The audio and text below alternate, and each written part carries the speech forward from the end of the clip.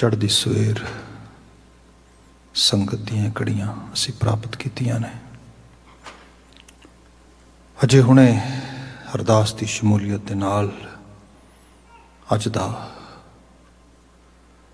ਪਵਿੱਤਰ ਪਾਵਨ ਗੁਰਬਚਨ ਗੁਰਵਾਕ ਗਿਆਨੀ ਜੀ ਨੇ ਸਾਨੂੰ ਬਾਣੀ ਰੂਪ ਵਿੱਚ ਸਰਵਨ ਕਰਵਾਇਆ ਹੈ। ਆਪ ਜੀ ਨੇ ਹੁਕਮਨਾਮੇ ਦਾ ਪਾਠ ਸਰਵਨ ਕਰ ਲਿਆ ਹੈ। ਅਗਲੇਰੇ ਬਣਦੇ ਸਮੇਂ ਵਿੱਚ ਇਹਨਾਂ ਗੁਰਵਾਕਾਂ ਦੀ ਤਕਰੀਰ ਵਿਚਾਰ ਕਰਾਂਗੇ। ਆਓ ਮਰਿਆਦਿਤ ਢੰਗ ਦੇ ਨਾਲ ਵਿਚਾਰ ਦਾ ਆਗਾਜ਼ ਕਰੀਏ। ਸਭ ਤੋਂ ਪਹਿਲਾਂ ਹਾਕਸਾਰ ਦੁਆਰਾ ਬੁਲਾਈ ਗਈ ਫਤਿਹ ਪ੍ਰਵਾਨ ਹੋਏ। ਵਾਹਿਗੁਰੂ ਜੀ ਕਾ ਖਾਲਸਾ, ਵਾਹਿਗੁਰੂ ਜੀ ਕੀ ਫਤਿਹ। ਅੱਜ ਦਾ ਇਹ ਗੁਰਹੁਕਮ ਰਾਗ ਸੋਰਠ ਵਿੱਚੋਂ ਆ ਰਿਹਾ ਹੈ। ਮਹਲਾ ਪੰਜਵਾਂ। ਗੁਰੂ ਅਰਜਨ ਪਾਤਸ਼ਾਹ ਪੰਚਮ ਨਾਨਕ ਬਚਨ ਨੂੰ ਉਚਾਰ ਰਹੇ ਨੇ। ਰਹਾਉ ਦਾ ਪਦਾ ਹੈ, ਹਰ ਗੁਣ ਗਾਵੋ ਸਦਾ ਸੁਭਾਈ, ਮਨ ਚਿੰਦੇ ਸਗਲੇ ਫਲ ਪਾਵੋ, ਜੀ ਕੈ ਸੰਗ ਸਹਾਈ। ਰਹਾਉ, ਹਰ ਗੁਣ ਗਾਓ ਸਦਾ ਸੁਭਾਈ। ਹਰ ਗੁਣ ਹਰੀ ਦਾ ਗੁਣਗਾਨ, ਮਤਲਬ ਦ glory of almighty Akal Purakh Waheguru. ਇਹ ਅੱਜ ਤੇ ਬੜੇ ਅਸੀਂ ਸਫਿਸਟੀਕੇਟਡ ਤੇ ਬੜੇ ਹਾਈਲੀ ਐਜੂਕੇਟਡ ਸਮੇਂ ਚੋਂ ਲੰਘ ਰਹੇ ਹਾਂ, where people are able to understand so many things which we were not able to understand in past times, such as our emotions, such as our inner abilities. ਇਹਦੇ ਉੱਤੇ ਅੱਜ ਬੜੀ ਡਿਟੇਲਡ ਵੇ ਨਾਲ ਲੋਕੀ ਗੱਲਾਂ ਕਰਦੇ ਕਿ ਭਾਈ ਜਿਹੋ ਜਿਹੀ ਸੋਚ ਰੱਖੋਗੇ ਉਹੋ ਜਿਹੇ ਤੁਹਾਡੇ ਇਮੋਸ਼ਨਸ ਬਣਨਗੇ, ਜਿਹੋ ਜਿਹੇ ਇਮੋਸ਼ਨਸ ਹੋਣਗੇ ਉਹੋ ਜਿਹੀ ਤੁਹਾਡੀ ਚੋਇਸਿਸ ਬਣਨੀਆਂ ਸ਼ੁਰੂ ਹੋ ਜਾਣਗੀਆਂ। ਜਿਹੋ ਜਿਹੀਆਂ ਚੋਇਸਿਸ ਹੋਣਗੀਆਂ very soon you ਗੋਨਾ get same sort of habits. What ever habits you have, very soon you're going to have the same sort of character and personality, and that personality and character is going to lead you toward your same kind of destiny. So ਇਸ ਤਰ੍ਹਾਂ ਕਹਿ ਲਓ ਤੁਹਾਡੀ ਮੰਜ਼ਿਲ ਮਕਸੂਦ ਇੱਥੋਂ ਹੀ ਸ਼ੁਰੂ ਹੋਣੀ ਹੈ। ਇਹਦੇ 'ਚ ਕਿ ਜਿਹੜੇ ਥਾਟਸ ਨੇ ਉਹ ਸਾਡੇ ਇਮੋਸ਼ਨਸ ਨੂੰ, ਸਾਡੇ ਅੰਦਰ ਦੀਆਂ ਭਾਵਨਾਵਾਂ ਨੂੰ, ਉਹਨਾਂ ਨੂੰ ਸ਼ੇਪ ਦਿੰਦੇ ਨੇ। ਜੇ ਥਾਟਸ ਦੇ ਵਿੱਚ ਬਹੁਤ ਨੈਗੇਟਿਵਿਟੀ ਹੈਗੀ ਹੈ ਅਤੇ ਜਿਹੜੇ ਇਮੋਸ਼ਨਸ ਹੋਣਗੇ ਉਹ ਫੁੱਲ ਵਿਦ ਫਰਸਟ੍ਰੇਸ਼ਨ ਹੋਣਗੇ। ਉਹਨਾਂ ਦੇ ਵਿੱਚ ਬਹੁਤ ਜ਼ਿਆਦਾ ਨਾ ਪੱਖੀ ਵਰਤਾਰਾ ਹੋਏਗਾ, ਉਹਨਾਂ 'ਚ ਖਿਝ ਹੋਏਗੀ, ਉਹਨਾਂ ਦੇ ਵਿੱਚ ਈਰਖਾ ਹੋਏਗੀ, ਨਫ਼ਰਤ ਹੋਏਗੀ। ਉਹਨਾਂ ਦੇ ਅੰਦਰ ਬੰਦੇ ਨੂੰ ਉਚੇਰਾਂ ਨਾਲ ਜਾ ਕੇ ਨੀਵਾਂ ਸੱਟਣ ਵਾਲੇ ਉਹ ਭਾਵ ਲਗਾਤਾਰ ਜਿਹੜਾ ਹੈਗਾ ਭਾਵਨਾਤਮਕ ਰੂਪ ਵਿੱਚ ਵਹਿਣਗੇ। ਸੋ ਬਾਬਾ ਜੀ ਜਿਹੜੀ ਬਾਤ ਕਰਦੇ, ਹਰ ਗੁਣ ਗਾਵੋ, ਹਰੀ ਦਾ ਗੁਣਗਾਨ ਕਰੋ। ਵਡਿਆਈ ਦੇਖੋ ਚਾਰ ਚੁਫੇਰੇ, ਅਤੇ ਵਡਿਆਈ ਕਿਹਦੀ ਦੇਖੋਗੇ? ਉਹਦੀ ਜਿਸਨੇ ਇਹ ਸਭ ਕੁਝ ਸਿਰਜਿਆ, ਬਣਾਇਆ, ਅਹਿਸਾਸਿਆ ਉਸ ਰੂਪ ਦੇ ਵਿੱਚ ਆ। ਮਹਾਰਾਜ ਜੀ ਦੇ ਪਾਵਨ ਬਚਨ ਅਸੀਂ ਪੜ੍ਹਦੇ ਹਾਂ, ਬਲਿਹਾਰੀ ਕੁਦਰਤ ਵਸਿਆ, ਤੇਰਾ ਅੰਤ ਨਾ ਜਾਈ ਲਖਿਆ। ਬਲਿਹਾਰ ਜਾਓ ਇਸ ਕੁਦਰਤ ਤੋਂ ਜਿਹਦੇ 'ਚ ਅਨੇਕਾਂ ਰੰਗ ਨੇ। ਜਿਸ ਤਰ੍ਹਾਂ ਜਾਣੋ, ਮੈਂ ਤਾਂ ਖੁਦ ਕਾਉਂਸਲਿੰਗ ਸਾਈਡ 'ਤੇ ਕੰਮ ਕਰਦਾ ਹਾਂ ਲੰਬੇ ਸਮੇਂ ਤੋਂ। ਜਦੋਂ ਆ ਵੈਦਰ ਆਉਂਦਾ ਆ, ਠੰਡ ਆਉਣੀ ਸ਼ੁਰੂ ਹੁੰਦੀ ਹੈ, ਬਿਰਖਾਂ ਦੇ ਪੱਤੇ ਝੜਦੇ ਨੇ, ਘਾਹ ਬਰੂਟ ਸੁੱਕਦਾ ਆ। People always say or have some sort of complaints that we are feeling under weather. ਸਾਡੇ ਉੱਤੇ ਵੈਦਰ ਦਾ ਇੰਪਰੈਸ਼ਨ ਪੈਂਦਾ, ਮੂਡ ਸਵਿੰਗ ਹੁੰਦਾ ਸਾਡਾ। ਬਿਲਕੁਲ ਠੀਕ ਗੱਲ ਹੈ। ਆਪਣੇ ਆਪ ਨੂੰ ਜਦੋਂ ਇਸ ਤਰੀਕੇ ਨਾਲ ਅੰਗੇਜ ਕਰਾਂਗੇ ਕਿ ਉਹ ਪੱਤੇ ਝੜਨ ਦਾ ਮਤਲਬ ਕੁਝ ਖਿਰ ਜਾਣਾ, ਖਤਮ ਹੋ ਜਾਣਾ। ਦਰਖਤਾਂ ਦੇ ਸੁੱਕਣ ਦਾ ਮਤਲਬ ਜ਼ਿੰਦਗੀ ਓਵਰ ਹੋ ਗਈ, ਖੁਸ਼ੀਆਂ ਓਵਰ ਹੋ ਗਈਆਂ। ਘਾਹ ਸੁੱਕ ਜਾਣ ਦਾ ਮਤਲਬ ਹੁਣ ਤੇ ਆਉਂਦੇ ਦਿਨ ਬੜੇ ਹਾਰਡ ਨਿਕਲਣਗੇ। ਇਹ ਸਾਰੀ ਫੀਲਿੰਗ ਆ। ਜੇ ਦੇ ਮੁਕਾਬਲਤਨ ਥਾਟਸ ਕਿਸੇ ਹੋਰ ਲੈਵਲ ਦੇ ਬੰਦੇ ਨੂੰ ਆ ਜਾਣ, ਤੇ ਥਾਟਸ ਹੀ ਨੇ, ਕੁਦਰਤ ਦੇ ਰੰਗ ਨੇ ਅਸਲ ਦੇ ਵਿੱਚ। ਕਿਤੇ ਇਹਨਾਂ ਬਿਰਖਾਂ ਦੇ ਉੱਤੇ ਹਰਿਆਵਲ ਸੀ, ਹਰਿਆਵਲ ਇਹਨਾਂ ਬਿਰਖਾਂ ਨੇ ਮਾਣੀ। ਹੁਣ ਕੁਝ ਸਮਾਂ ਜਿਵੇਂ ਕੁਦਰਤ ਕੁਝ ਸਮੇਂ ਲਈ ਪੌਜ਼ ਦੇ ਰਹੀ, ਰੈਸਟ ਕਰਨ ਵਾਸਤੇ ਜਾ ਰਹੀ ਹੈ। ਇੰਝ ਲੱਗ ਰਿਹਾ ਹੈ ਜਿਵੇਂ ਇੱਕ ਮਤਲਬ ਕੱਲਾ ਗ੍ਰੀਨ ਕਲਰ ਹੁੰਦਾ ਤਾਂ ਸ਼ਾਇਦ ਅੱਖਾਂ ਨੂੰ ਚੁੱਭਦਾ, ਹੁਣ ਕੁਝ ਬਰਾਊਨ ਜਿਹਾ ਕਲਰ ਵੀ ਆਉਣ ਲੱਗਾ ਆ। We gonna enjoy different type of colours here. In coming days, we might actually get total white sort of sheet here. So ਇਹ ਬਲਿਹਾਰ ਜਾਣਾ ਉਸ ਕੁਦਰਤ ਤੋਂ, ਕੁਦਰਤ ਦੇ ਰੰਗਾਂ ਤੋਂ। ਤੇ ਇਹੀ ਮਹਾਰਾਜ ਬਿਆਨ ਕਰਦੇ, ਅੱਖਾਂ ਖੋਲ੍ਹ ਕੇ ਦੇਖ, ਗਲੋਰੀ ਤੇ ਹੈ ਚਾਰ ਚੁਫੇਰੇ, ਉਹਦਾ ਫੈਲਾਅ ਤੇ ਹੈ। ਜਿਸ ਮੈਂ ਇੱਕ ਐਗਜ਼ਾਮਪਲ ਕਰ ਰਿਹਾ ਅੱਜ ਦੇ ਦੌਰ ਦੇ, ਇਸ ਸਮੇਂ ਦੇ, ਇਸ ਮਾਹੌਲ ਦੇ ਜਿੱਥੇ ਅਸੀਂ ਰਹਿ ਰਹੇ ਹਾਂ। ਇਸ ਤੋਂ ਬਿਨਾਂ ਜੀਵਨ ਵਿੱਚ ਹੋਰ ਬਹੁਤ ਸਾਰੀਆਂ ਚੀਜ਼ਾਂ ਨੇ। ਬਾਣੀ ਨੇ ਵੀ ਨਹੀਂ ਬਚਨ ਕਿਹਾ, ਆਪੇ ਹਰ ਇੱਕ ਰੰਗ ਹੈ, ਆਪੇ ਬਹੁਰੰਗੀ, ਜੋ ਤਿਸ ਭਾਵੈ ਨਾਨਕਾ ਸਾਈ ਗੱਲ ਚੰਗੀ। ਗਲੋਰੀ ਹੈ, ਮਾਲਕ ਤੂੰ ਬਹੁਰੰਗੀ ਵੀ ਹੈ, ਤੂੰ ਹਰ ਇੱਕ ਰੰਗ ਵਿੱਚ ਵੀ ਹੈ। ਕੋਈ ਇੱਕ ਰੰਗ ਡੋਮੀਨੇਟ ਕਰ ਜਾਏ ਉਹ ਵੀ ਤੇਰਾ ਆ, ਰੰਗ ਬਦਲਦੇ ਰਹਿਣ, ਰੰਗੀਨੀਅਤ ਆਉਂਦੀ ਰਹੇ, ਇਹ ਵੀ ਤੂੰ ਹੀ ਹੈ। ਸੋ ਹਰ ਗੁਣ ਗਾਓ, ਉਹਦਾ ਗੁਣਗਾਨ ਕਰੋ, ਉਹਦੀ ਸਤੁਤੀ ਕਰੋ, ਉਹਦੀ ਤਾਰੀਫ ਕਰੋ। ਬੰਦਾ ਜਿਹੜੀਆਂ ਗੱਲਾਂ ਹੋਈਆਂ ਨੇ ਇਹਦੇ 'ਚ ਕਿਹਾ ਜਾ ਸਕਦਾ ਹੈ ਕਿ ਇਹ ਬੜੇ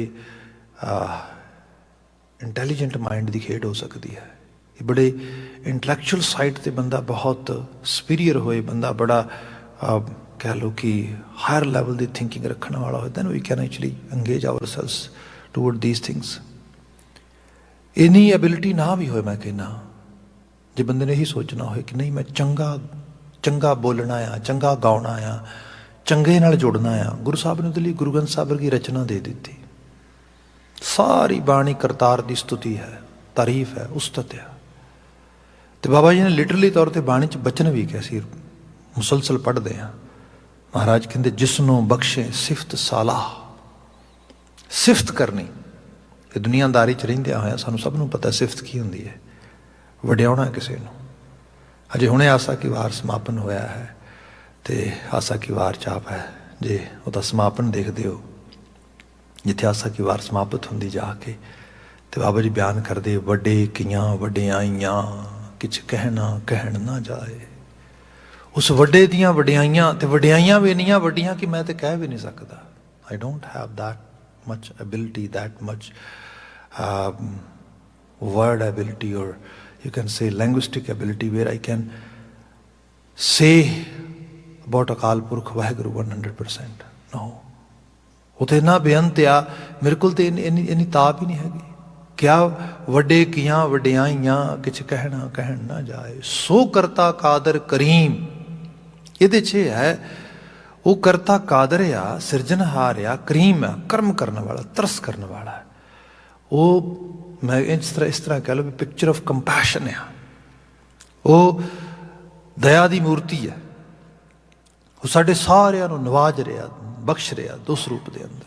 ਸੋ ਸਾਰੀ ਗਲੋਰੀ ਨੂੰ ਦੇਖਣਾ, ਤੇ ਸਾਰੀ ਗਲੋਰੀ ਨੂੰ ਦੇਖਦਿਆਂ ਹੋਇਆਂ ਸੁਭਾਵਕ ਤੌਰ 'ਤੇ ਹੈ ਨਾ, ਹਰ ਗੁਣ ਗਾਵੋ ਸਦਾ ਸੁਭਾਈ। ਸੁਭਾਵਕ ਇਹ ਚੀਜ਼ਾਂ ਬੰਦੇ ਦੇ ਜ਼ਿਹਨ 'ਚ, ਬੰਦੇ ਦੀ ਸੋਚ ਵਿੱਚ ਆਉਣ। ਇਹਦੇ 'ਚ ਵੀ ਮੰਨਿਆ ਗਿਆ ਮੈਂ ਪੜ੍ਹਾਂ ਕੁਝ, ਬੋਲਾਂ ਕੁਝ, ਸੁਣਾ ਕੁਝ ਤੇ ਕਰਾਂ ਕੁਝ। ਇਹਦਾ ਮਤਲਬ ਡੂਅਲ ਪਰਸਨੈਲਿਟੀ ਹੋਏਗੀ। ਇਹਦਾ ਮਤਲਬ ਮੇਰੇ ਅੰਦਰ ਇੱਕ ਦਵੰਦ ਹੋਏਗਾ, ਮੇਰੇ ਅੰਦਰ ਇੱਕ ਦੁਆਇ ਪੱਖੀ ਸ਼ਖਸ ਜਾਂ ਸ਼ਖਸੀਅਤ ਦੀ ਆਮਦ ਹੋਏਗੀ। ਲੌਂਗ ਰਨ ਦੇ 'ਚ ਮੈਂ ਤਾਂ ਭਾਰ ਨਹੀਂ ਸਹਿ ਸਕਾਂਗਾ। ਇਸ ਨੂੰ ਹਿਪੋਕ੍ਰੇਸੀ ਕਹਿੰਦੇ ਹਾਂ ਅਸੀਂ, ਜਿਹਨੂੰ ਅਸੀਂ ਕਹਿੰਦੇ ਹਾਂ ਕਿ ਬੰਦਾ ਅਡੰਬਰ ਕਰਦਾ ਆ। ਇਹ ਕੁਦਰਤ ਨੇ ਬੰਦੇ ਨੂੰ ਕੁਝ ਇਸ ਤਰ੍ਹਾਂ ਦਾ ਬਣਾਇਆ ਆ ਕਿ ਜੋ ਪੜ੍ਹਦਾ, ਸੁਣਦਾ, ਜੋ ਲਗਾਤਾਰ ਬੋਲਦਾ, ਲੌਂਗ ਰਨ 'ਚ ਇਸਨੂੰ ਆਪਣੇ ਆਪ ਤੋਂ ਛੁਪਾ ਨਾ ਸਕਦਾ। ਜੋ ਚੀਜ਼ਾਂ ਕਦੀ ਮੂੰਹ ਕਰਕੇ ਕਹੀਆਂ, ਕੰਨਾਂ ਕਰਕੇ ਸੁਣੀਆਂ, ਲੌਂਗ ਰਨ ਦੇ ਵਿੱਚ ਉਹਨਾਂ ਨੇ ਜੀਵਨ 'ਤੇ ਪ੍ਰਭਾਵ ਵੀ ਪਾਉਣਾ ਸ਼ੁਰੂ ਕਰਤਾ। ਇਹ ਵੀ ਖੇਡ ਹੈ ਜਿਵੇਂ, ਤੇ ਇਹ ਪੋਜ਼ੀਟਿਵ ਨੈਗੇਟਿਵ ਦੋਨਾਂ ਰੂਪਾਂ 'ਚ ਹੀ ਹੈ।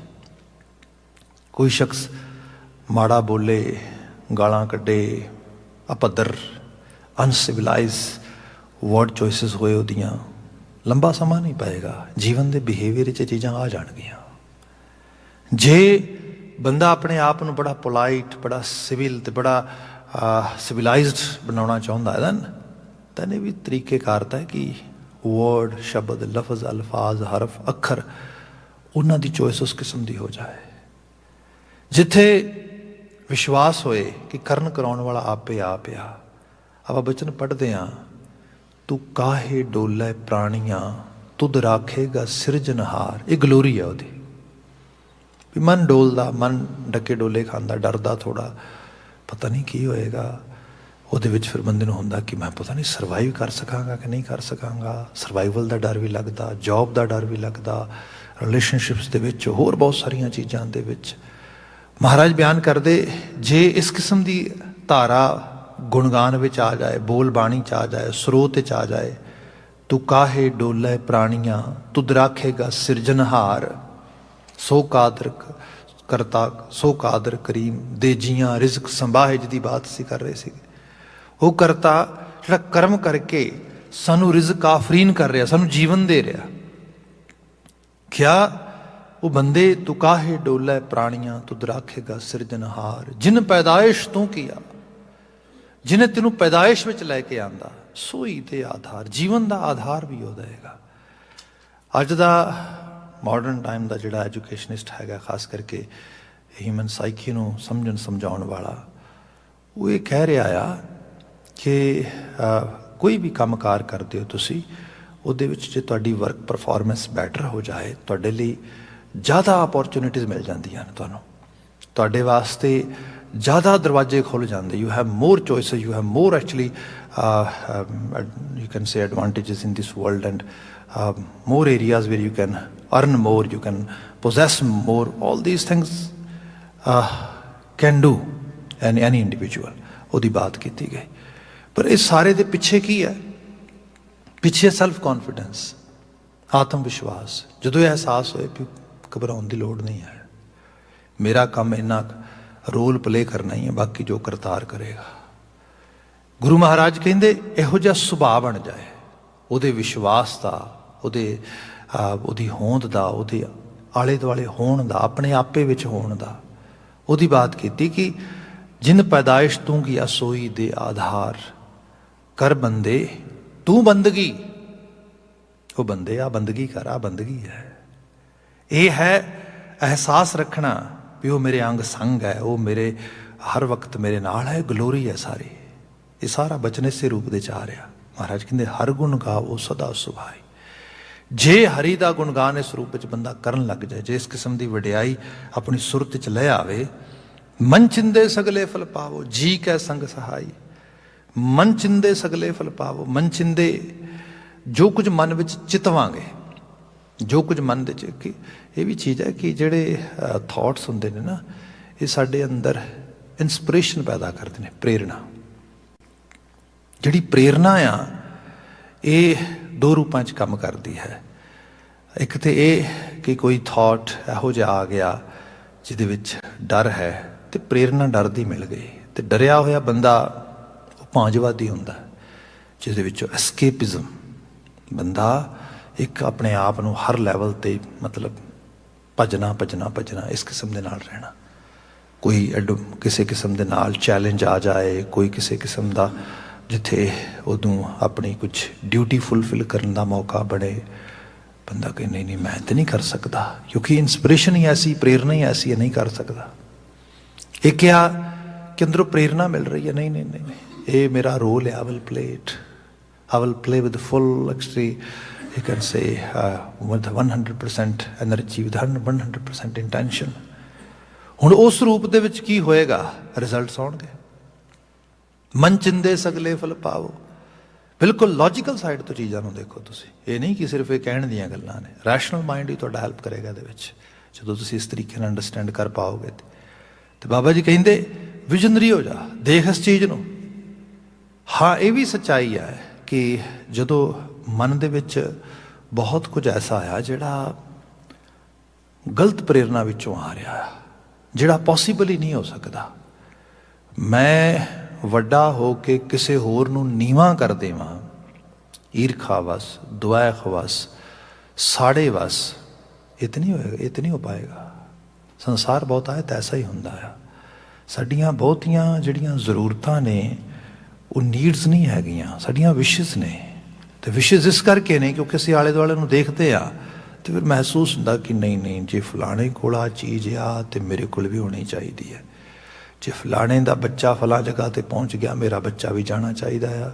जे फलाने इस किस्म का जड़ियाँ ने उहदा जीवन जी तर्जे जिंदगी हैवें दी हो गई है, उन्होंने इस किस्म का लाइफ स्टाइल हो गया, I also want that sort of life style.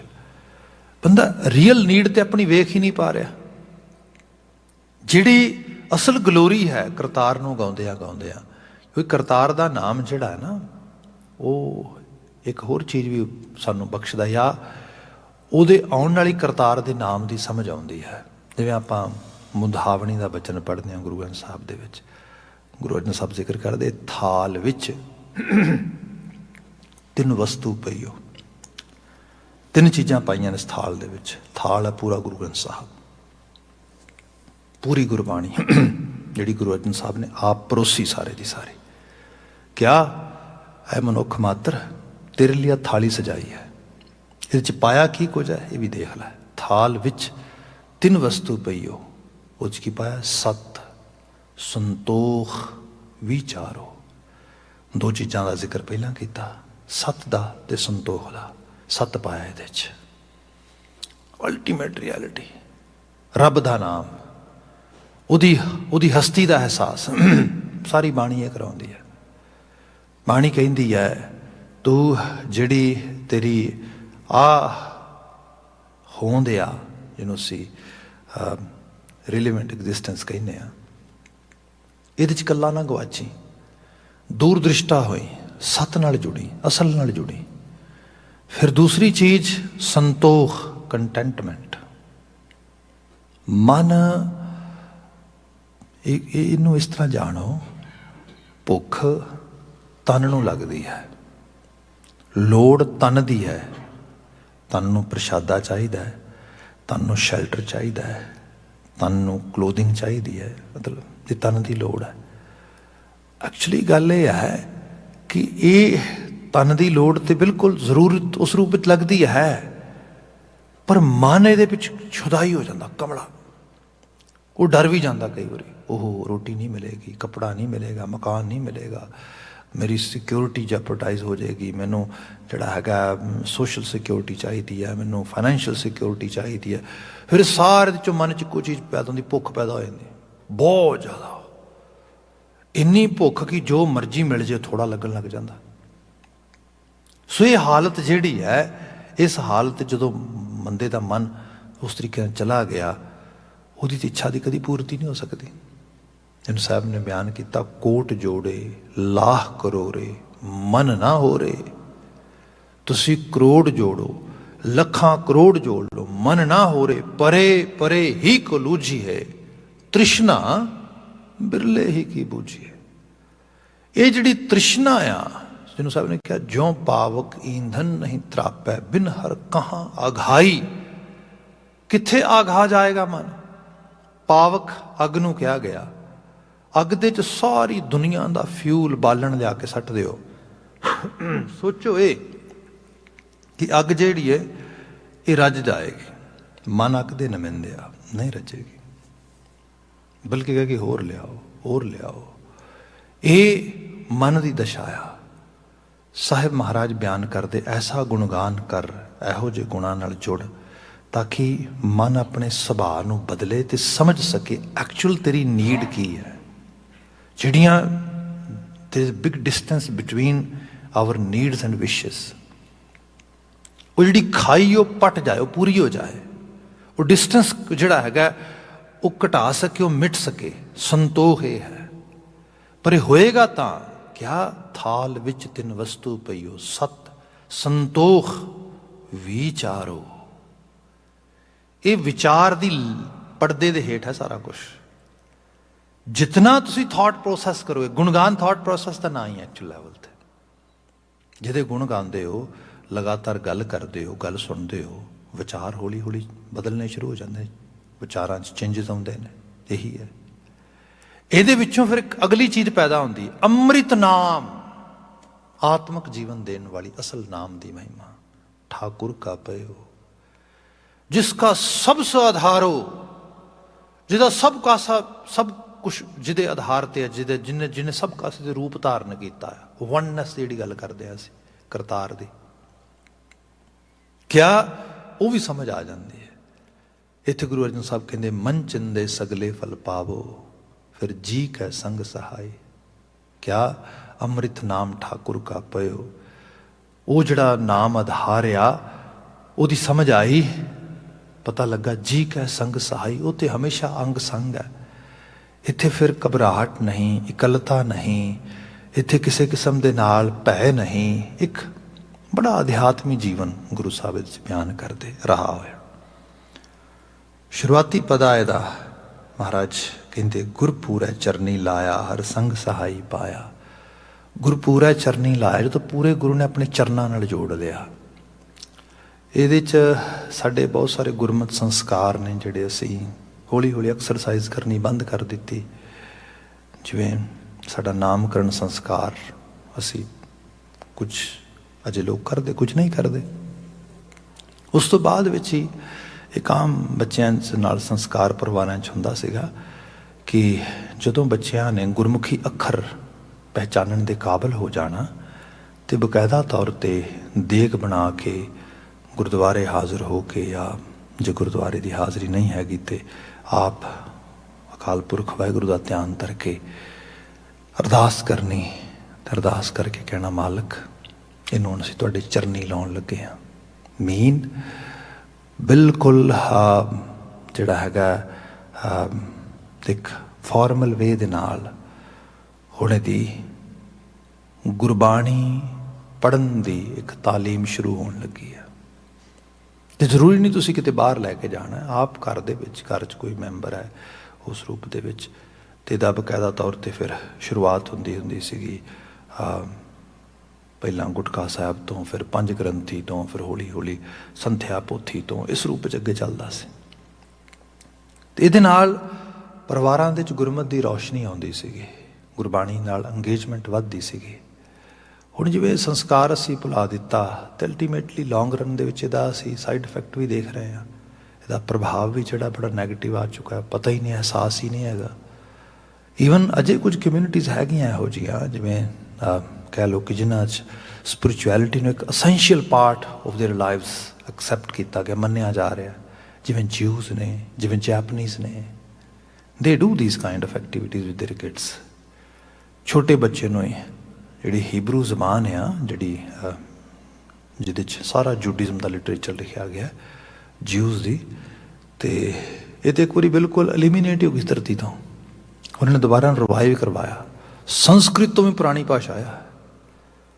ਅੱਜ ਵੀ ਉਹਨਾਂ ਦੇ ਛੋਟੇ ਛੋਟੇ ਬੱਚੇ ਆਰਾਮ ਨਾਲ ਪੜ੍ਹਦੇ ਹੀਬਰੂ ਦੀਆਂ ਬੁੱਕਸ ਜਿਹੜੀਆਂ ਨੇ। ਉਹ ਕਾਰਨ ਹੀ ਇਹ ਹੈਗਾ ਕਿਉਂਕਿ ਬਹੁਤ ਛੋਟੀ ਉਮਰੇ ਹੀ ਉਹਨਾਂ ਦੇ ਨਾਲ ਸਾਂਝ ਬਣਾ ਦਿੰਦੇ ਹੋ। ਚਰਨੀ ਲਾਉਣਾ, ਕਿਸੇ ਚੀਜ਼ ਨਾਲ ਪੂਰੀ ਤਰ੍ਹਾਂ ਸਾਂਝ ਬਣਾ ਲੈਣੀ। ਸਭ ਕਹਿੰਦੇ ਗੁਰਪੂਰੈ ਚਰਨੀ ਲਾਇਆ। ਜਦੋਂ ਗੁਰੂ ਨੇ ਤਰਸ ਕੀਤਾ ਮੈਨੂੰ ਆਪਣੇ ਚਰਨਾਂ ਨਾਲ ਜੋੜ, ਤੇ ਗੁਰੂ ਕੇ ਚਰਨ ਗੁਰੂ ਕਾ ਸ਼ਬਦ ਹੈ ਸਾਡੇ ਘਰ ਵਿੱਚ, ਤੇ ਬਿਲਕੁਲ ਕਲੀਅਰ ਹੈ।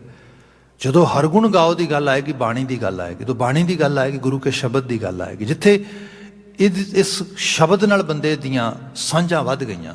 ਕਿਆ ਗੁਰਪੂਰੈ ਚਰਨੀ ਲਾਇਆ, ਹਰ ਸੰਗ ਸਹਾਈ ਪਾਇਆ। ਫਿਰ ਇੰਝ ਲੱਗਾ ਹਰੀ ਤੇ ਅੰਗ ਸੰਗ ਹੈ, ਮਨਾ ਐਵੇਂ ਘਬਰਾ ਰਿਹਾ ਤੂੰ। ਜਹ ਜਾਈਏ ਤਾਂ ਸੁਹੇਲੇ, ਜਿਸ ਮਰਜੀ ਜਗ੍ਹਾ ਤੇ ਜਾਓ, ਜਿਸ ਮਰਜੀ ਹਾਲ ਹਾਲਾਤਾਂ ਵਿੱਚ ਹੋਵੋ, ਸਭ ਸੁਹੇਲਾ ਹੋਏਗਾ, ਸੁਖਮਈ ਹੋਏਗਾ। ਬੰਦਾ ਮੋਸਟਲੀ ਅਸੀਂ ਡਿਪੈਂਡੈਂਸੀ ਕ੍ਰੀਏਟ ਕਰ ਲੈਂਦੇ ਹਾਂ, ਅਸੀਂ ਡਿਪੈਂਡੈਂਟ ਹੋ ਜਾਂਦੇ ਹਾਂ ਕੁਝ ਖਾਸ ਕੰਫਰਟ ਜ਼ੋਨ ਦੇ, ਕਿਸੇ ਖਾਸ ਸਥਾਨ ਦੇ, ਕਿਸੇ ਖਾਸ ਰਿਲੇਸ਼ਨਸ਼ਿਪ ਦੀ ਸ਼ੈਡੋਇੰਗ ਦੇ, ਇਹਨਾਂ ਸਭ ਚੀਜ਼ਾਂ ਦੀ ਡਿਪੈਂਡੈਂਸੀ ਕ੍ਰੀਏਟ ਹੁੰਦੀ ਸਾਡੇ ਅੰਦਰ। ਸਾਨੂੰ ਉਹ ਥੋੜ੍ਹੀ ਜਿਹੀ ਚੀਜ਼ ਸੱਜੇ ਖੱਬੇ ਹੁੰਦੀ, right way, we get feel uncomfortable, with right way actually we start feeling oh my gosh what's going to happen to me, I'm losing something। ਬਾਬਾ ਜੀ ਕਹਿੰਦੇ ਜਦੋਂ ਮਨ ਮੰਡਲ ਦੇ ਵਿੱਚ ਕਰਤਾਰ ਤੇ ਵਿਸ਼ਵਾਸ ਹੈ, ਬਾਣੀ ਵਰਗੀ ਤਾਰਾ ਸਾਡੀ ਸੁਰਤ ਵਿੱਚ ਸਿਮਰਨ ਦੇ ਰੂਪ ਵਿੱਚ ਆ ਗਈ, ਜਹ ਜਾਈਏ ਤਾਂ ਸੁਹੇਲੇ। ਤੇ ਗੁਰੂ ਅਰਜਨ ਸਾਹਿਬ ਕਹਿ ਰਹੇ ਨੇ, ਤੇ ਉਹਨਾਂ ਨੇ ਇਸ ਚੀਜ਼ ਦੀ ਡੈਮੋਸਟ੍ਰੇਸ਼ਨ ਵੀ ਕੀਤੀ। ਜੇ ਆਪਾਂ ਸਿੱਖ ਤਵਾਰੀਖ ਪੜ੍ਹਦੇ ਹਾਂ, ਇਤਿਹਾਸ ਪੜ੍ਹਦੇ ਹਾਂ, ਤੇ ਗੁਰੂ ਬਾਬਾ ਜੀ ਜਿਸ ਖੁਸ਼ਨੁਮਾ ਅਹਿਸਾਸ ਵਿੱਚ ਅੰਮ੍ਰਿਤਸਰ ਸ਼ਹਿਰ ਵਿੱਚ ਰਹਿ ਰਹੇ ਨੇ, ਉਸ ਸਮੇਂ ਦੇ ਵਿੱਚ ਵੀ, ਜਿਸ ਸਮੇਂ ਪਰਿਵਾਰ ਵਿੱਚ ਕੋਈ ਚੈਲੰਜ ਆ ਰਿਹਾ ਹੈ, ਤਾਂ ਵੀ ਖੁਸ਼ੀ ਦਾ ਅਹਿਸਾਸ ਹੈ। ਜਦੋਂ ਸਭ ਕੁਛ ਸਾਵਾ ਹੋ ਗਿਆ, ਆਲੀਸ਼ਾਨ ਇਮਾਰਤ ਬਣ ਰਹੀ ਹੈ ਦਰਬਾਰ ਸਾਹਿਬ ਦੀ, ਸੰਗਤਾਂ ਵੱਡੇ ਵੱਡੇ ਇਕੱਠਾਂ ਵਿੱਚ ਆ ਰਹੀਆਂ ਨੇ। ਜੋ ਮਹਾਰਾਜ ਨੇ ਕਹਿਤਾ ਉਹੀ ਬਚਨ ਬਿਲਕੁਲ ਸੰਗਤ ਨੇ ਫੁੱਲ ਚੜਾ ਤੇ ਪੂਰਾ ਹੋ ਗਿਆ। ਸਭ ਕਰਮ ਉਸ ਰੂਪ ਵਿੱਚ ਵਾਪਰ ਰਿਹਾ ਹੈ। ਤਖਤ ਤੇ ਸੁਸ਼ੋਭਿਤ ਨੇ, ਸਭ ਚੀਜ਼ਾਂ ਹੋ ਰਹੀਆਂ।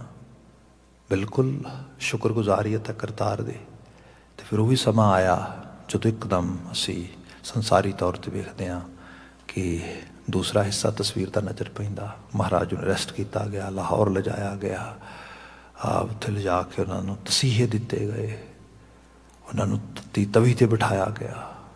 ਜਹ ਜਾਈਏ ਤਹਾਂ ਸੁਹੇਲੇ, ਉਹ ਜਿਹੜੀ ਸਟੇਟ ਆਫ ਮਾਈਂਡ ਆ ਉਹ ਨਾਲ ਹੀ ਗਈ, ਉਹ ਨਹੀਂ ਬਦਲੀ। ਉਹਦੇ 'ਚ ਕੋਈ ਕਸ਼ਟ ਦਾ ਉਸ ਕਿਸਮ ਦਾ ਬਾਤ ਹੋਏ ਐਸਾ ਕੁਛ ਨਹੀਂ ਗਾ।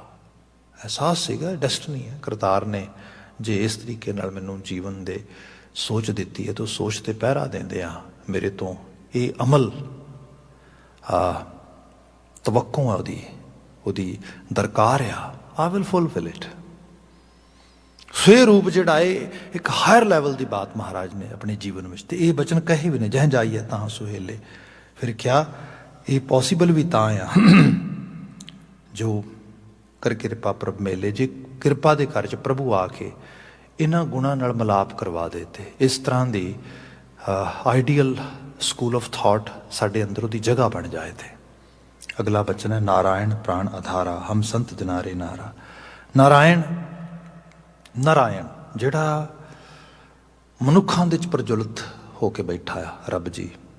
ਮੋਸਟਲੀ ਹਜ਼ਾਰਾਂ ਸਾਲਾਂ ਦੀ ਐਕਸਰਸਾਈਜ਼ ਦੇ 'ਚ ਭਾਰਤੀ ਖਿੱਤੇ ਦੇ ਅੰਦਰ ਪ੍ਰੀ ਆਰੀਅਨ ਜਾਂ ਉਸ ਤੋਂ ਬਾਅਦ ਵਾਲੇ ਕੋਈ ਵੀ ਸਨਾਤਨੀ ਥਾਟ ਨੂੰ ਤੁਸੀਂ ਲੈ ਲਵੋ, ਮੋਸਟਲੀ 'ਚ ਇਹ ਕਿਹਾ ਗਿਆ ਕਿ ਉਹ ਜੋ ਰੱਬ ਆ ਉਹ ਮੂਰਤੀਮਾਨ ਹੈ, ਕਿਤੇ ਦੂਰ ਆ, ਇਸ ਰੂਪ ਵਿੱਚ ਗੱਲ ਕੀਤੀ ਗਈ। ਗੁਰਮਤਿ ਨੇ ਇੱਕੋ ਚੀਜ਼ 'ਤੇ ਐਮਫਸਾਈਜ਼ ਕੀਤਾ, ਓਮ ਨੀ ਪ੍ਰੈਜ਼ੈਂਟ, ਹੇਅਰ ਐਂਡ ਨਾਓ, ਹੁਣੀ ਹੈ, ਅੱਜ ਹੀ ਹੈ। ਈਵਨ ਬਾਬਾ ਫਰੀਦ ਦੇ ਬਚਨ ਪੜ੍ਹਦੇ ਹਾਂ, ਆਜ ਮਿਲਾਵਾ ਸ਼ੇਖ ਫਰੀਦ, ਹੁਣੀ ਮਿਲਾਪ ਇਸੇ ਸਮੇਂ, ਦੂਰੀ ਹੈ ਹੀ ਕੋਈ ਨਹੀਂ। ਜ਼ਿਕਰ ਆਇਆ ਨਾਰਾਇਣ ਪ੍ਰਾਣ ਆਧਾਰਾ, ਜਿਹੜਾ ਨਰਾਂ ਦੇ ਨਾਲ ਰਹਿੰਦਾ। ਨਾਰਾਇਣ ਮਨੁੱਖਾਂ ਦੇ ਵਿੱਚ ਬੈਠਾ ਆ, ਪ੍ਰਾਣ ਆਧਾਰਾ, ਸਾਡੇ ਪ੍ਰਾਣਾਂ ਦਾ ਆਧਾਰ ਆ, ਜੀਵਨ ਉਹੀ ਘਟਿਤ ਕਰ ਰਿਹਾ ਆ।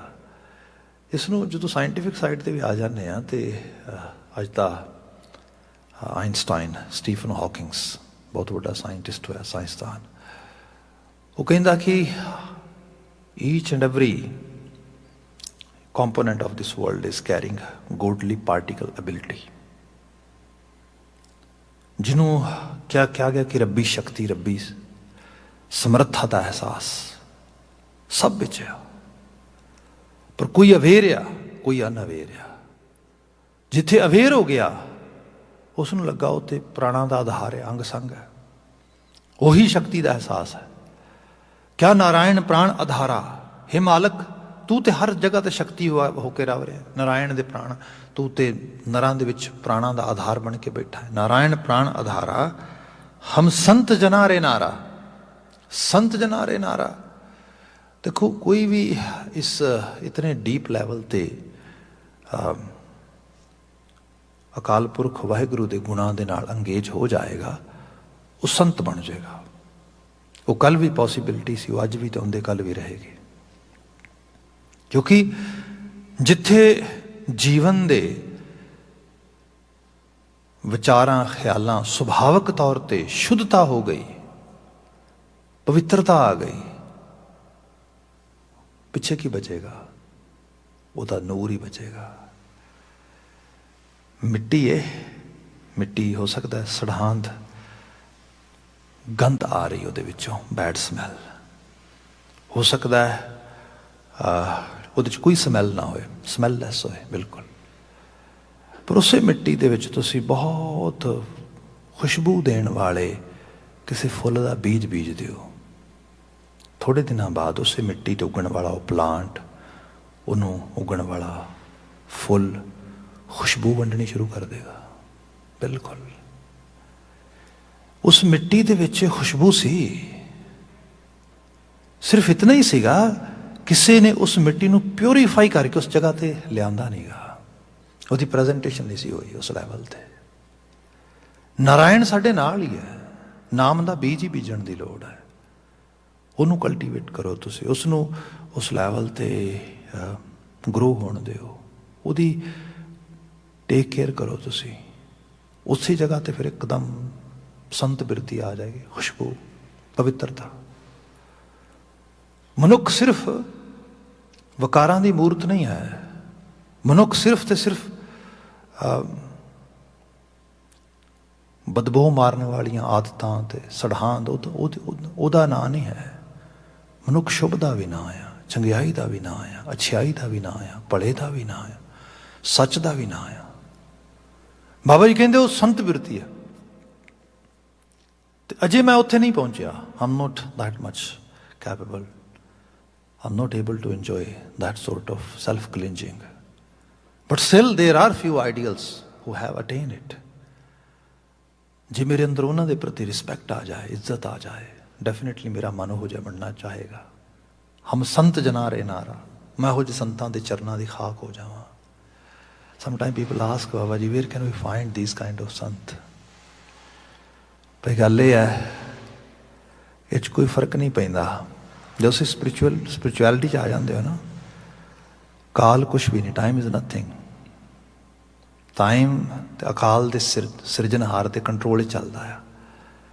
ਫਿਰ ਸਾਡੇ ਕੋਲ ਸੰਤ ਹੈਗੇ ਨੇ, ਗੁਰੂ ਅਰਜਨ ਸਾਹਿਬ ਸੰਤ ਨੇ, ਬਾਬਾ ਕਬੀਰ ਜੀ ਸੰਤ ਨੇ। ਉਹਨਾਂ ਦੇ ਚਰਨਾਂ ਦੀ ਖਾਕ ਹੋ ਜਾਣਾ। ਐਂਡ ਲਿਟਰਲੀ ਦੇ ਵਰ note that kind of people who are saying okay ਸਾਡੀ ਵਰਸ਼ਿਪ ਸ਼ੁਰੂ ਕਰ ਦਿਓ, ਯੂ ਹੈਵ ਟੂ ਐਕਚੁਅਲੀ ਸਾਡੇ ਪੈਰਾਂ ਦੀ ਮੁੱਠੀ ਚਾਪੀ ਕਰੋ। ਨੋ, ਉਹਨਾਂ ਦੇ ਚਰਨਾਂ ਨੂੰ ਛੂਹਣ ਦਾ ਮਤਲਬ, ਉਹਨਾਂ ਦੇ ਚਰਨਾਂ ਨੂੰ ਪਕੜਨ ਦਾ ਮਤਲਬ ਕੀ ਹੋਏਗਾ? ਉਹਨਾਂ ਚਰਨਾਂ ਨੂੰ ਫੜਨ ਦਾ ਮਤਲਬ ਹੋਏਗਾ ਜੋ ਵਿਚਾਰ, ਜੋ ਖਿਆਲ, ਜੋ ਗੱਲ ਕਹੀ ਜਾ ਰਹੀ ਹੈ, ਇਹਨੂੰ ਫੋਲੋ ਕਰੋ। ਇਹੀ ਤੁਹਾਨੂੰ ਸੇਵਕ ਬਣਾਏਗੀ ਸਾਡੇ। ਬਸ ਫਿਰ ਠੀਕ ਹੈ, ਫਿਰ ਸਾਡੇ ਕੋਲ ਉਹਨਾਂ ਦੇ ਬਚਨ ਹੈਗੇ ਨੇ, ਬੋਲ ਹੈਗੇ ਨੇ। And if you really want to enjoy the presence of those saints, then saints are here. ਇਹ ਬਾਤ ਆ। ਹਮ ਸੰਤ ਜਨਾ ਰੇ ਨਾਰਾ, ਮਹਾਰਾਜ ਕਹਿੰਦੇ ਪਤਿਤ ਪੁਨੀਤ ਕਰ ਲੀਨੇ। As I have mentioned earlier as example, ਕਿ ਪਤਿਤ ਨੂੰ ਪੁਨੀਤ ਕਰ ਦੇਣਾ, ਮਾੜੇ ਨੂੰ ਚੰਗਾ ਕਰ ਦੇਣਾ, ਕੋਝੇ ਨੂੰ ਸੋਹਣਾ ਕਰ ਦੇਣਾ, ਬਦਬੂਦਾਰ ਨੂੰ ਖੁਸ਼ਬੂਦਾਰ ਕਰ ਦੇਣਾ। ਇਹ ਜਿਹੜੀ ਚੀਜ਼ ਆ, ਬਦੀ ਨੂੰ ਨੇਕੀ 'ਚ ਬਦਲ ਦੇਣਾ, ਪਤਿਤ ਪੁਨੀਤ ਕਰ ਲੀਨੇ। ਕੁੜੱਤਣ ਨੂੰ ਮਿਠਾਸ 'ਚ ਬਦਲ ਦੇਣਾ, ਔਗਣ ਨੂੰ ਗੁਣ 'ਚ ਬਦਲ ਦੇਣਾ, ਹਨੇਰੇ ਨੂੰ ਚਾਨਣ 'ਚ ਬਦਲ ਦੇਣਾ, ਫੀਲਿੰਗਸ ਵਿੱਚ ਦੁੱਖ ਨੂੰ ਸੁੱਖ 'ਚ ਬਦਲ ਦੇਣਾ। ਮਤਲਬ ਇੱਕ ਸਫਰਿੰਗ ਨੂੰ ਇੱਕ ਬਲਿਸ 'ਚ ਬਦਲ ਦੇਣਾ। ਇਹ ਹੈ ਪਤਿਤ ਪੁਨੀਤ ਕਰ ਲੀਨੇ, ਕਰ ਕਿਰਪਾ ਹਰ ਜਸ ਦੀਨੇ। ਇਹਦੇ 'ਚੋਂ ਹਰੀ ਦਾ ਜਸ ਆਉਂਦਾ, ਫਿਰ ਇਹ 'ਚ ਵਡਿਆਈ ਆਉਂਦੀ ਹੈ। ਵਡਿਆਉਣ ਯੋਗ, ਸਲਾਹੁਣ ਯੋਗ ਨੂੰ ਫਿਰ ਬੰਦਾ ਸਲਾਹੁਣ ਤੇ ਕਾਬਲ ਹੋ ਜਾਂਦਾ ਹੈ। ਪਾਰ ਬ੍ਰਹਮ ਕਰੇ ਪ੍ਰਤਿਪਾਲਾ। ਬਾਬਾ ਜੀ ਅਹਿਸਾਸ ਕਰਾਉਂਦੇ ਕਿ ਉਹ ਪਾਰ ਬ੍ਰਹਮ ਹੈ ਜਿਹਦੀ ਆਪਾਂ ਗੱਲ ਕਰਦੇ ਹਾਂ, ਜੋ ਜਹ ਜਾਈਏ ਤਾਂ ਸੁਹੇਲੇ, ਜਿਹਦੀ ਹੋਂਦ ਕਰਕੇ ਸਭ ਸੁਹੇਲਾ ਬਣਾਉਂਦਾ। ਮਹਾਰਾਜ ਕਹਿੰਦੇ ਉਹ ਪਾਰ ਬ੍ਰਹਮ ਕਰੇ ਪ੍ਰਤਿਪਾਲਾ, ਉਹ ਸਾਡੀ ਪ੍ਰਤਿਪਾਲ ਤੇ ਕਰ ਰਿਹਾ ਆ। ਹੋਰ ਅਸੀਂ ਨਹੀਂ ਨੋਟਿਸ ਕਰ ਪਾ ਰਹੇ, ਉਹ ਤੇ ਹੈ, ਮੌਜੂਦ ਆ। ਜਿਵੇਂ ਸਪੋਜ਼ ਕਰੋ ਅਸੀਂ ਛੋਟੇ ਲੈਵਲ 'ਤੇ ਐਗਜ਼ਾਮਪਲ ਲਈਏ, ਜੇ ਛੋਟਾ ਬੱਚਾ ਆ ਤੇ ਮਾਂ ਬਾਪ ਉਹਦੀ ਕੋਈ ਵਿਸ਼ ਨਹੀਂ ਪੂਰੀ ਕਰਦੇ ਡਿਊ ਟੂ ਸਮ ਰੀਜ਼ਨਸ, ਕਿ ਨਹੀਂ ਉਹ ਕਰ ਨਹੀਂ ਸਕਦੇ, but his or her wish is not that kind of vice, ਕਿ ਜਿਹਦੇ ਵਿੱਚ ਉਹ ਸਪੋਜ਼ ਬੱਚਾ ਕਹਿੰਦਾ ਵੀ I don't want to go school, ਤੇ ਮਾਂ ਬਾਪ ਉਹਨੂੰ ਵਰਾਉਂਦੇ, ਕਹਿੰਦੇ ਨਹੀਂ ਨਹੀਂ ਜਾਣਾ ਆ। ਫਿਰ ਕਹਿੰਦੇ no no there is no choice, you have to go. No, I am not gonna actually allow you to stay here। ਤਾਂ ਬੱਚਾ ਕਹਿੰਦਾ I know you don't care about me। ਹੁਣ ਉਹਦੇ 'ਚ ਇਹ ਥੋੜ੍ਹਾ ਵੀ ਤੁਸੀਂ ਕੇਅਰ ਨਹੀਂ ਕਰਦੇ, ਤੁਸੀਂ ਜੇ ਕੇਅਰ ਕਰਦੇ ਤਾਂ ਤੇ ਭੇਜ ਰਹੇ ਹੋ। ਜੇ ਕੇਅਰ ਨਾ ਕਰੋ ਤੇ ਫਿਰ ਤੇ ਕਿਉਂ ਭੇਜੋਗੇ? ਫਿਰ ਤੇ ਹੂ ਕੇਅਰ, ਰਹਿਣਾ ਰਹਿ ਜਾ, ਜਾਣਾ ਜਾ। But you really care that he or she is gonna miss actually class education, and it's gonna be hard for us in coming days to understand subjects, so he or she must be in school। We are very careful for those things, that's why we are actually pushing them। but ਉਹ ਕੀ ਕਹਿੰਦਾ, ਨਹੀਂ ਨਹੀਂ ਨਹੀਂ, exactly ਇਹੋ ਚੀਜ਼ ਆ। ਸਾਨੂੰ ਲੱਗ ਰਿਹਾ ਉਹ ਸਾਡੀ ਤੇ ਰੱਬ ਗੱਲ ਹੀ ਨਹੀਂ ਸੁਣਦਾ। ਮਹਾਰਾਜ ਕਹਿੰਦੇ ਨਹੀਂ, ਉਹ ਤਾਂ ਪ੍ਰਤਿਪਾਲ ਕਰ ਰਿਹਾ ਤੁਹਾਡੀ। ਜਿਵੇਂ ਇੱਕ ਮਾਂ-ਬਾਪ ਦਾ ਰੋਲ ਹੁੰਦਾ ਆ। ਹਾਂ, ਸਾਨੂੰ ਕਈ ਵਾਰ ਅਨਕੰਫਰਟੇਬਲ ਜ਼ਰੂਰ ਫੀਲ ਹੁੰਦਾ, ਪਰ ਬਾਬਾ ਜੀ ਕਹਿੰਦੇ ਪਾਰ ਬ੍ਰਹਮ ਕਰੇ ਦੀ ਪ੍ਰਤਿਪਾਲਾ, ਸਦਜੀ ਸੰਗ ਰਖਵਾਲਾ, ਸਭ ਜੀਆਂ ਦਾ ਸਦਾ ਰਖਵਾਲਾ ਆ। ਹਰ ਦਿਨ ਰੈਨ ਕੀਰਤਨ ਗਾਈਓ ਮੇਰੇ ਮਨ ਆਓ, ਜਿਹਨੂੰ ਕਿ ਹਰ ਗੁਣ ਗਾਓ ਸਦਾ ਸੁਭਾਈ। ਹਰ ਦਿਨ ਰੈਨ ਕੀਰਤਨ ਗਾਈਏ, ਬਹੁੜ ਨਾ ਜੋਨੀ ਪਾਈ ਹੈ, ਫਿਰ ਤੁਹਾਡਾ ਜੰਮਣ ਮਰਨ ਕੱਟਿਆ ਜਾਏਗਾ, ਸੈਲਵੇਸ਼ਨ ਕਲਿਆਣ ਹੋ ਜਾਏਗਾ। ਜਿਸ ਦੇਵੈ ਪੁਰਖ ਵਿਧਾਤਾ, ਵਿਧੀ ਦੇ ਵਿਧਾਨ ਨੂੰ ਕੱਢਣ ਵਾਲਾ, ਜਿਹਦੇ ਹੁਕਮ ਵਿੱਚ ਸਭ ਕੁਛ ਹੈ। ਜੋ ਹੁਕਮ ਇਹੋ ਜਿਹਾ ਸਾਜ ਤੇ ਇਹੋ ਜਿਹੇ ਸਰਕਮਸਟੈਂਸਸ ਪ੍ਰੋਵਾਈਡ ਕਰਦੇ ਤੇ ਬਾਤ ਬਣ ਜਾਂਦੀ, ਬੰਦੇ ਨੂੰ ਇਸ ਚੀਜ਼ ਨਾਲ ਆਪਣੇ ਆਪ ਨੂੰ ਅੰਗੇਜ ਕਰਨਾ ਆ ਜਾਂਦਾ ਹੈ। ਜਿਸ ਦੇਵੈ ਪੁਰਖ ਵਿਧਾਤਾ, ਹਰ ਰਸ ਨਹੀਂ ਜਾਤਾ, ਹਰੀ ਦਾ ਰਸ ਉਹਨੂੰ ਹੀ ਪ੍ਰਾਪਤ ਹੋਇਆ। ਜਮ ਕੰਕਰ ਨੇੜ ਨਾ ਆਇਆ, ਸੁਖ ਨਾਨਕ ਸ਼ਰਣੀ ਪਾਇਆ। ਜਿਹਨੂੰ ਅਸਲ ਵਿੱਚ ਉਸ ਆਤਮਿਕ ਸੁੱਖ ਦੀ ਪ੍ਰਾਪਤੀ ਹੋਈ, ਜਮ ਕੰਕਰ, ਮੌਤ ਵੀ ਛੋਟੀ ਪੈ ਗਈ ਉਹਦੇ ਵਾਸਤੇ। ਜਮ ਦਾ ਦੂਤ ਵੀ ਉਹਦੇ ਲਈ ਬਹੁਤ ਵੱਡਾ, ਕੋਈ ਡਰ ਪੈ ਕਿਸੇ ਚੀਜ਼ ਦਾ ਕਾਰਨ ਨਾ ਰਹਿ ਗਿਆ। ਸਭ ਰਹਿਮਤ ਕਰਨ, ਬਹੁਤ ਇਲਾਹੀ ਬਚਨ ਨੇ ਹਰ ਰੋਜ਼ ਡੇ ਬਾਈ ਡੇ ਸਾਨੂੰ ਪ੍ਰਾਪਤ ਹੁੰਦੇ ਨੇ। ਇਹਨਾਂ ਬਚਨਾਂ 'ਚੋਂ ਅਸੀਂ ਇੰਸਪੀਰੇਸ਼ਨ ਲਈਏ। ਹਰ ਗੁਣ ਗਾਓ ਸਦਾ ਸੁਭਾਈ, ਅਸੀਂ ਵੀ ਸੁਭਾਵਕ ਤੌਰ 'ਤੇ ਕਰਤਾਰ ਦੇ ਨਾਲ ਆਪਣੇ ਆਪ ਨੂੰ ਜੋੜ ਸਕੀਏ, ਇਹੀ ਦਿਲੀ ਅਰਦਾਸ ਆ। ਇੰਨੀਆਂ ਕੁ ਬੇਨਤੀਆਂ ਨਾਲ ਖਿਮਾ। ਅਗਲਾ ਪ੍ਰੋਗਰਾਮ ਰਾਗੀ ਵੀ ਰਨ ਕਰਨਗੇ। ਮੈਨੂੰ ਇੱਥੇ ਇਜਾਜ਼ਤ ਦੇਣੀ, ਕਹਿ ਦੇਣਾ ਜੀ। ਵਾਹਿਗੁਰੂ ਜੀ ਕਾ ਖਾਲਸਾ, ਵਾਹਿਗੁਰੂ ਜੀ ਕੀ ਫਤਿਹ।